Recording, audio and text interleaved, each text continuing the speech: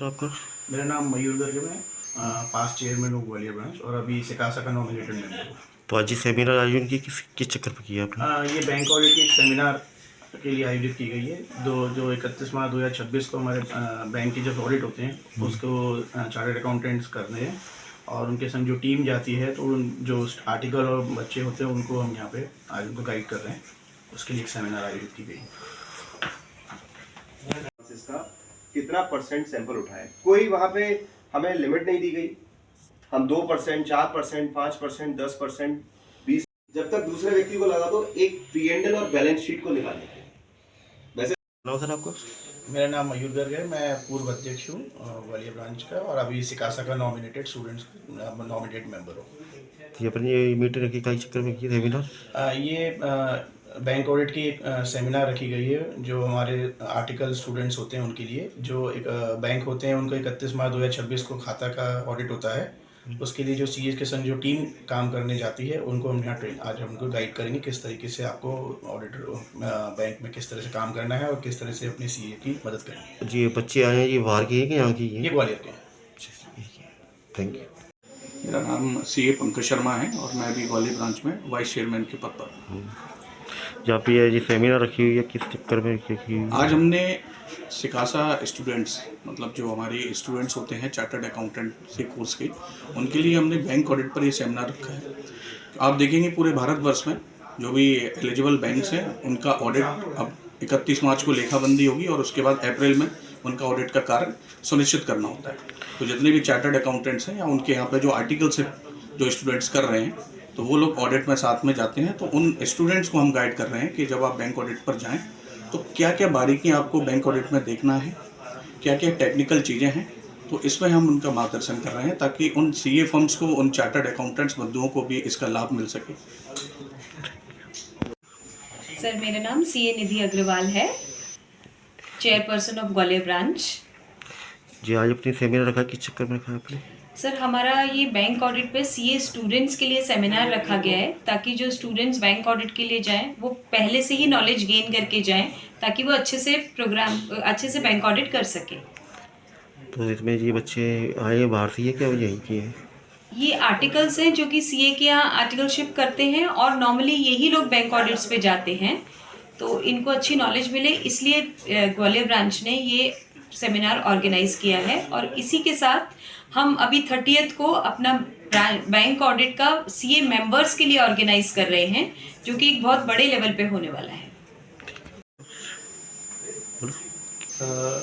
मेरा नाम सीए नागेंद्र सिंह कुशवाहा है। मैं ग्वालियर ब्रांच में सिकासा विंग में चेयरमैन हूँ।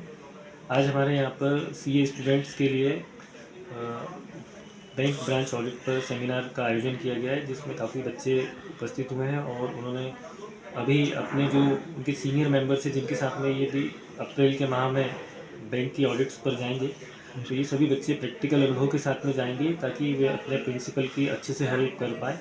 और ये सेमिनार इनके लिए सभी तरह से प्रैक्टिकल एस्पेक्ट्स को कवर करते हुए है जिससे सारे बच्चे अपने ऑडिट पर जब जाएंगे तो कॉन्फिडेंट होकर जाएंगे और उनको अच्छी नॉलेज होगी ताकि वो अपने ऑडिट वर्क को अच्छे से करें। तो इनको गाइड कौन कर रहा है?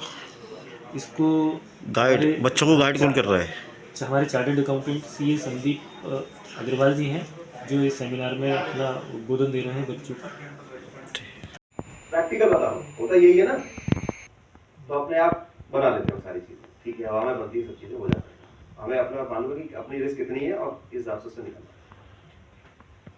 तो यहाँ पर भी जब सैम्पलिंग हमारी हो गई, हमने ये रिपोर्ट्स हमने सारी पढ़ ली, P&L बैलेंस शीट को रिव्यू करना चालू करेंगे तरीके से।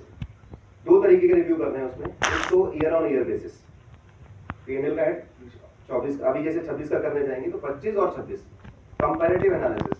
क्यों? डाइवर्जेंट ट्रेंड्स, ये भी रिपोर्टिंग का पार्ट है क्योंकि रहता है।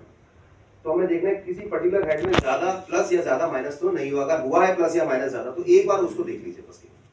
ऐसे रेयर केस में मिलता है ऐसा, क्योंकि वहां पे मॉनिटरिंग ऊपर से भी चल रही है। साथ ही साथ बैलेंस शीट, कोई ऐसा हेड तो नहीं है जिसमें बहुत ही ज्यादा मेजर ट्रेंड चेक करने को मिला।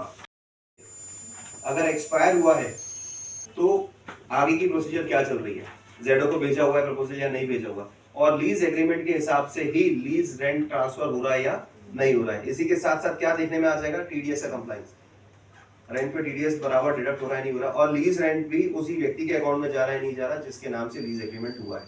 ऐसा बहुत जगह देखने को मिला है कि प्रॉपर्टी मदर के नाम से है, एग्रीमेंट मदर के नाम से हुआ है और लीज रेंट बच्चों के नाम पे ट्रांसफर हुआ है, टीडीएस भी बच्चों के नाम से कट रहा है जो कि गलत है।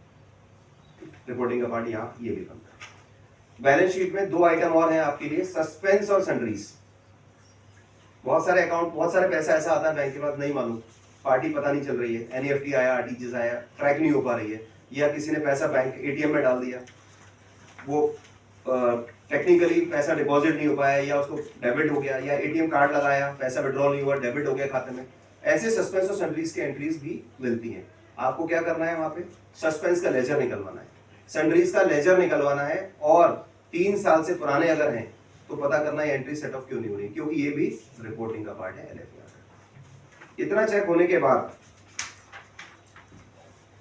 एक व्यक्ति कैश को वेरीफाई करेगा और एक व्यक्ति एटीएम को वेरीफाई करेगा। कैश को वेरीफाई नॉर्मली 31 मार्च को करना होता है, लेकिन हम सर्टिफाई 31 मार्च कर रहे हैं। हम अगर आगे की डेट में भी कैश वेरीफाई कर लेते तो एज गुड एज 31 मार्च हो जाता है। कैसे कैश वेरीफाई करेंगे, वहां बोलेंगे सर जब कैश क्लोज कराओ तो बुला लेना, हम चेक करा देंगे। अब कैश 32 लाख है, 40 लाख है, 50 लाख है, क्या एक ही गड्डी गिनेंगे? तो फिर विश्वास करेंगे कैशियर पे, क्या करें फिर इसमें? कुछ कुछ गड्डियां बीच में से उठा लेंगे रैंडमली, बोले भैया गिनवा दो, सारी मशीन से गिनवा दें। अगर 5-7 लाख का बैलेंस है तो गिनवा दो मशीन से, कोई दिक्कत नहीं है। लेकिन अगर ज्यादा है तो कुछ गड्डियां अपने आप रैंडमली उठा लीजिए, पूरे इसका काउंट करा दीजिए। कुछ गड्डियां ऐसी भी हैं जो अपने हाथ से गिनी है लेकिन पूरी नहीं गिन सकते, आधी आप गिनो, बाकी बोले आधी तुम गिनो, पकड़ में आ जाएगा इससे। नॉर्मली कैश शॉर्ट नहीं मिलता है, लेकिन अगर हुआ ऐसा तो पकड़ में आ जाएगा। कैश होना चाहिए। आप बैंक में देख रहे हैं एडवांसेस बहुत तरीके पे, सीसी है, ओडी है, टर्म लोन है। टर्म लोन में बहुत वेराइटीज हैं आपकी, रियल एस्टेट का अलग होगा, पर्सनल लोन्स अलग होंगे। ओडी में आपकी अगेंस्ट एफडीआर भी हो सकती है, अगेंस्ट किसान विकास पत्र हो सकते हैं, अगेंस्ट एलआईसीज हो सकती हैं, अगेंस्ट शेयर्स हो सकता है आपका, और आपके नॉन फंड बेस भी और आपके एडवांसेस हो सकते हैं। क्या लगता है कि किस तरह के सैंपल साइज हमारा होना चाहिए, क्या क्या हमको उसमें कवर करना चाहिए? डायरेक्ट क्वेश्चन है बच्चों से, सैंपल साइज के लिए हमें क्या करना चाहिए, क्योंकि ये सैंपल आप ही को डिसाइड करना है। सर स्ट्रेटम के बेसिस पर group wise accounts, group wise, जैसे सेगमेंट वाइज, जी, रियल एस्टेट के जिसमें रिस्क थोड़ा ज़्यादा होता है, जैसे सीसी में ये रेगुलरली स्टॉक स्टेटमेंट्स जो डीपी कंप्यूटेशन करते हैं वो चेक कर सकते हैं। अभी तो सैंपल की बात कर रहे हैं कि हम पूरी पॉपुलेशन में से क्या क्या उठाएं। अच्छा, सैंपल साइज इस तरीके का हो हमारा कि लगभग सारी पॉपुलेशन कवर हो जाए, हमारे हर सेगमेंट को कवर करें। दूसरी बात, क्या मुझे केवल हायर अमाउंट के अकाउंट्स को लेना चाहिए अपने सैंपल में? क्या मुझे केवल लोअर साइड के अमाउंट को लेना चाहिए? फ्रॉड होने के चांसेस तो कहीं भी हो सकते हैं, लेकिन ज्यादातर चांसेस कहाँ होंगे ये कोई नहीं कह सकता। अगर आज 2000 रुपए का नोट चल रहा होता और आपको मौका मिलता कि इसको काउंटर फीट करते हैं तो क्या करें? 2000 के, आज तो 500 रुपए का सबसे बड़ा नोट है। अगर मौका मिल जाए कि नकली नोट बनाते हैं और चलाते हैं, रिकॉर्डिंग में अगर ऐसा मौका मिल जाए क्या करना चाहिए? अभी भूल जाओ कि आईपीसी है और ये सब चीजें लगेंगी, लेकिन क्या करना चाहिए? 500 रुपए से काम करें, 500 रुपए का नकली नोट छाप के बाजार में चलाएं, फिर 500 के बाद 200 का नंबर आता है, फिर 100 का आता है, 50 का आता है, 20 का और 10 का आता है। कौन सा नोट चलाना चाहिए जिसमें पकड़ा ना जा सके?